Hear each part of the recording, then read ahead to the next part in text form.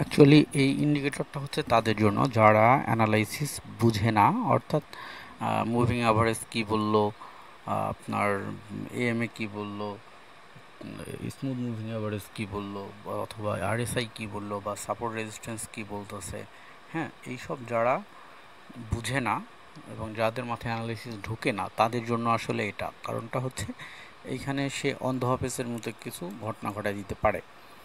তো আমরা দেখতে পাচ্ছি এখানে আমরা 5 মিনিটের অ্যানালাইসিস দেখব। 5 মিনিটে বলতেছে 71% আপ, 10 মিনিটে বলতেছে 74% আপ, 15 মিনিটে বলতেছে 83% ডাউন। তো আমরা একটু ওয়েট করব এটা এই সাপোর্ট পর্যন্ত আসা পর্যন্ত। যদি ব্রেকআউট করে তাহলে আমরা ট্রেড করব না, আর যদি ব্রেকআউট না করে তাহলে আমরা আপডেট করব 5 মিনিটের জন্য। এবং যদি 5 মিনিটে এখানে এই যে বর্তমানে 71% আপ আছে এমনই থাকে অথবা তার বেশি যায়, এবং টেনে যেমন আছে 74%, এটা যদি এমন থাকে তো আমরা 5 মিনিটের জন্য করে দেব। ঠিক নিচের প্লেসে নিতে চাইছিলাম কিন্তু ঘটনাটা ঘটেনি, আবারও উপরে পড়ে গেছে। যাই হোক, মার্কেটের মুভমেন্ট বেশি যার কারণে এই ঘটনাটা ঘটতেছে। নো ইস্যু, আমরা 5 মিনিটের জন্য করে দিয়েছি। ওকে, এখন আমরা ওয়েট করব।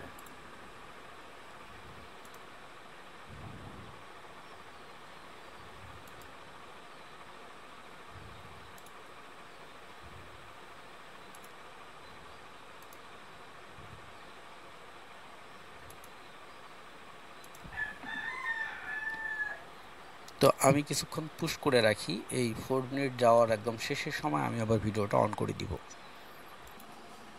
ওকে, তাহলে আমরা 5 মিনিটের জন্য যে ট্রেডটা নিয়েছিলাম তার বর্তমান অবস্থা হচ্ছে এটা। ঠিক আছে, আমি আবারও পুশ করে দিচ্ছি, শেষের দিকে অন করে দিব।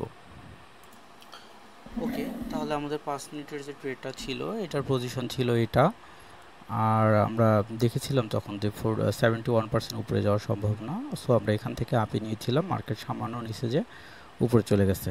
ওকে, ডান।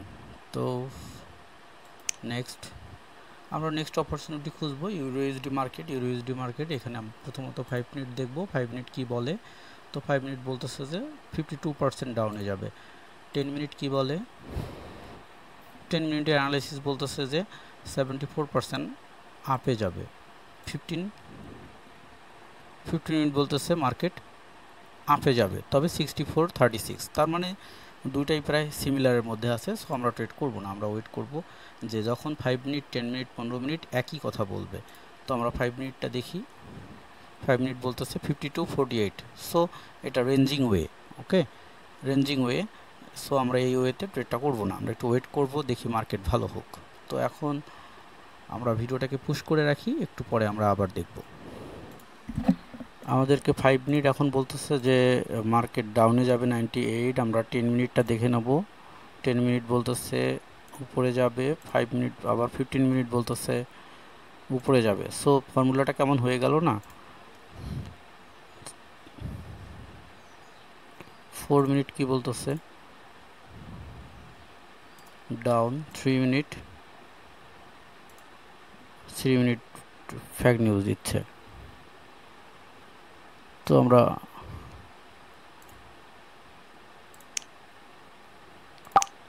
5 মিনিট ডাউন করে দিলাম।